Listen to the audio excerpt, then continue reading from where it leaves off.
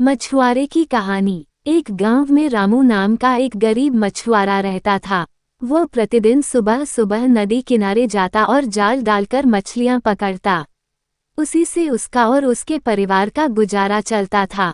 रामू बहुत मेहनती था, लेकिन कभी कभी उसे घंटों मेहनत करने के बाद भी कुछ नहीं मिलता। एक दिन वो बहुत उदास था क्योंकि पूरी सुबह मेहनत करने के बाद भी उसकी झोली खाली थी। लेकिन उसने हार नहीं मानी और जाल डालता रहा।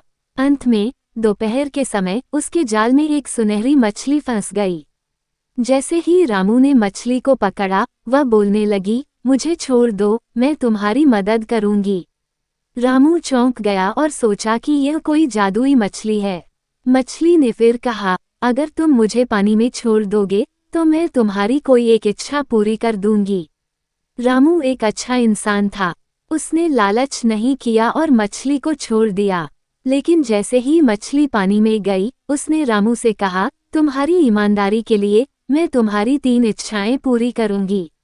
रामू ने सोचकर पहली इच्छा मांगी, मुझे और मेरे परिवार को कभी भूखा न रहना पड़े।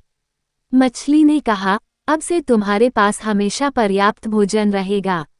रामू ने दूसरी इच्छा मांगी, मेरा घर मजबूत और सुंदर हो जाए।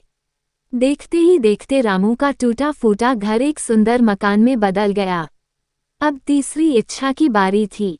रामू कुछ देर सोचता रहा और फिर बोला, मैं चाहता हूं कि मेरे गांव के सभी गरीब लोग सुखी रहें।